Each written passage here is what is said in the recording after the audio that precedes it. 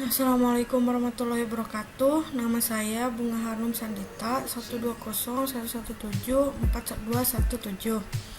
Di sini saya sebagai calon asisten dari Lab Perancangan Fasilitas Telekomunikasi akan menjelaskan tentang Pairwise Exchange Method. Pertama-tama saya akan membahas terlebih dahulu mengenai tata letak. Dalam tata letak pabrik ada dua hal yang diatur letaknya, yaitu pengaturan untuk meletakkan mesin atau machine layout dan pengaturan departemen yang terdapat pada pabrik atau departemen layout. Pengaturan tata letak pabrik dapat meningkatkan efisiensi dan efektivitas produksi sehingga kapasitas dan kualitas produksi yang direncanakan dapat dicapai dengan tingkatan biaya yang paling ekonomis. Selain itu, secara garis besar, tujuan utama dari tata letak pabrik ialah mengatur area kerja dan segala aktivitas produksi yang paling ekonomis sehingga operasi produksi yang aman dan nyaman dapat tercapai dan akan digunakan untuk meningkatkan moral kerja dari operator. Berikut ini adalah jenis permasalahan tata letak menurut Apple tahun 1990. Yang pertama adalah perubahan rancangan, yang kedua adalah perluasan departemen, yang ketiga adalah pengurangan departemen, yang keempat adalah penambahan produk baru, yang kelima adalah pemindahan satu departemen, dan yang terakhir adalah peremajaan peralatan yang rusak. Pairwise Exchange Method itu sendiri merupakan salah satu metode perbaikan terhadap layout yang sudah ada. Jadi metode ini itu bertujuan untuk meminimalisasi biaya pemindahan bahan di lantai produksi dan antar departemen. Metode ini dilakukan dengan mengganti penempatan mesin atau departemen yang satu dengan mesin yang lain. Penggantian lokasi dilakukan terhadap dua mesin atau departemen dengan luas yang sama yang memiliki jarak dan biaya pemindahan yang paling minimum. Untuk contoh soalnya, di sini saya punya dua matriks dan satu layout dengan 4 departemen. Pertama ada matriks material flow dan yang kedua ada matriks jarak. Yang ketiga, di sini juga ada layout dengan 4 departemen, yaitu departemen 1, departemen 2, departemen 3, dan departemen 4. Untuk mencari jaraknya, matriks jaraknya, saya menghitung dengan berapa loncatan yang dilakukan oleh satu departemen ke departemen lain. Misal, saya ambil contoh adalah departemen 1 ke departemen 2. Di sini departemen 1 ke 2 itu hanya satu loncatan, yaitu 1. Makanya saya tulis di sini 1 loncatan. Sementara dari departemen 1 ke departemen 3 itu kenapa 2? Karena si departemen 1 ini punya 2 loncatan untuk menuju ke departemen 3, yaitu 1, 2. Setelah itu kita kan pengen tahu nih berapa total biaya yang dikeluarkan oleh perusahaan itu dengan layout yang seperti ini. Nah, caranya adalah mengalihkan antar masing-masing departemen ke departemen lain. Misal nih, departemen 1 ke 2 itu kan material flow-nya 10. Nah, sementara jaraknya itu adalah 1, makanya dia 10 dikali 1 dijumlah dengan 15 dikali 2 dan seterusnya, sehingga kita bisa tahu total cost yang dikeluarkan adalah 125. Nah, kemudian kita pengen tahu kan apakah si total cost ini sudah minimum atau belum. Nah, makanya kita akan melakukan pertukaran pasangan atau pertukaran Pairwise Exchange. Jadi kita punya layout yang tadinya itu adalah seperti ini, akan kita tukar antara departemen 1 kita tukar dengan departemen 2, departemen 1 akan kita tukar dengan departemen 3, dan seterusnya untuk mencapai atau mencari biaya yang paling minimum. Di sini ada beberapa departemen yang ditukar. Ada departemen 1 ditukar dengan 2, 1 ditukar dengan 3, 1 ditukar dengan 4, dan seterusnya. Nah, untuk pertukaran antara departemen 1 dan departemen 2 itu akan menjadi seperti ini. Kita punya layout yang sebelumnya adalah 1, 2, 3, 4. Nah, sekarang karena departemen 1 ditukar dengan departemen 2, makanya dia jadi 2, 1, 3, 4. Material flow-nya masih sama. Namun distance matrixnya akan berubah karena kita juga perlu menghitung lagi distance matrix antara departemen 1 ke departemen lainnya yang baru dengan layout yang baru. Misal nih, departemen 1 ke departemen 2 itu dia tetap satu loncatan, makanya dia jaraknya tetap 1. Departemen 1 ke departemen 3 tadi kan sebelumnya 2 ya, tapi sekarang jadi 1 karena departemen 1 ke departemen 3 hanya loncat 1 loncatan.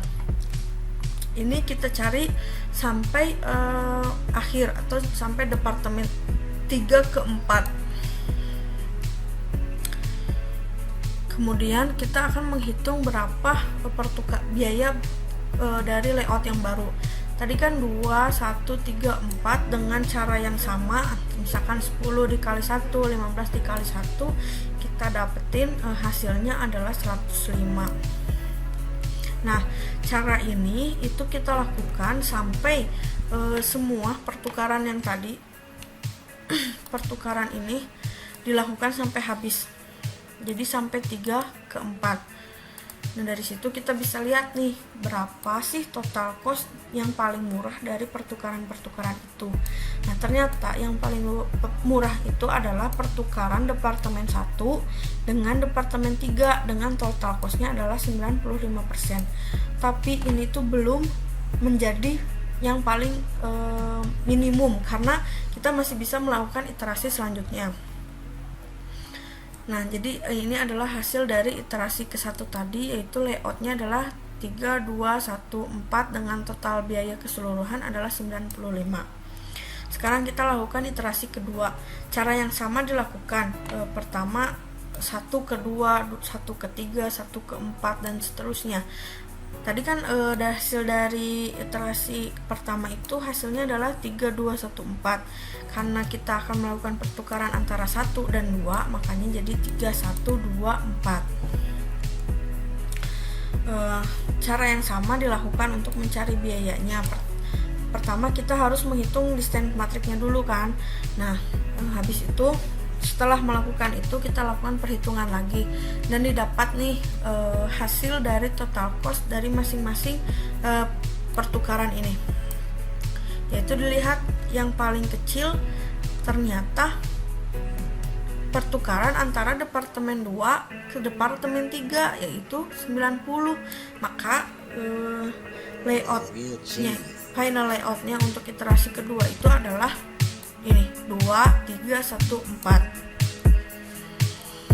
Nah, seperti yang saya bilang barusan bahwa biaya ini tuh belum tentu yang paling minimum, makanya kita lakukan iterasi yang ketiga. Nah, di iterasi yang ketiga ini kita lakukan dengan cara yang sama. Layout final layout di iterasi 2 kita tukar lagi. Nah, awalnya kan dia 2, 3, 1, 4, kita tukar jadi 1, 3, 2, 4. Pertukaran antara departemen 1 ke departemen 2. Setelah dihitung dengan cara yang sama, lakukan dulu pencarian jaraknya, habis itu lakukan perhitungan, maka didapat nih total cost dari setiap pertukaran yang ada. Yaitu ternyata di sini yang paling kecil adalah pertukaran antara departemen 2 ke departemen 3. Tapi harus perlu diperhatikan nih bahwa si biaya terkecilnya itu adalah 95. 95 itu kan lebih besar dari 90. Makanya iterasi kita berhenti sampai di iterasi 3 dan ambil dengan total biaya yang paling kecil, yaitu kan kalau tadi kita dapat layout final layoutnya itu adalah 2, 3, 1, 4. Makanya di iterasi ketiga final layoutnya adalah 2, 3, 1, 4 karena biayanya tadi paling murah yaitu 90. Nah, jadi pairwise exchange method ini tidak menjamin untuk menghasilkan solusi tata letak yang optimal karena hasil akhir bergantung pada tata letak awal, yaitu tata letak awal yang berbeda dapat menghasilkan solusi lain. Jadi kalau misalkan kita punya tata letak yang lain, belum tentu hasil itu bakal dengan biaya terkecilnya itu 90. Terus iterasinya tadi itu memungkinkan ke salah satu pengaturan tata letak alternatif dari iterasi sebelumnya. misalkan nih di iterasi kedua itu ada 3, 2, 1, 3, 4, 2, 1. Nah, akan memungkinkan juga di iterasi 1 itu bakal ketemu 3, 4, 2, 1 gitu. Terus hal ini tuh dapat mudah dicapai kalau misalkan pasangan departemennya dianggap memiliki ukuran yang sama.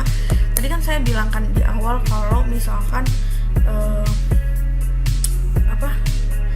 pairwise exchange itu bisa ditukar kalau misalkan ukuran departemennya sama. Yang selanjutnya adalah bahasan tentang CRAF. Jadi CRAF itu singkatan dari Computerized Relative Allocation of Facility Technique. Algoritma CRAF ini adalah algoritma bertukar lokasi aktivitas dalam tata letak awal untuk menemukan solusi yang lebih baik berdasarkan aliran material. Pertukaran berikutnya mengarah ke tata letak yang dekat dengan biaya minimum. Ini adalah input algoritma CRAF, yaitu funky chart, cost matrix, dan distance atau jaraknya. Jadi ini hampir sama kayak yang tadi, yaitu adalah pertukaran antara satu departemen ke departemen yang lain untuk mencapai biaya paling minimum. Nah, aplikasi yang bisa digunakan untuk CRAF algoritma ini adalah WinKSB sama SketchUp. Kalau WinKSB ini dia hampir sama kayak yang kita bahas barusan.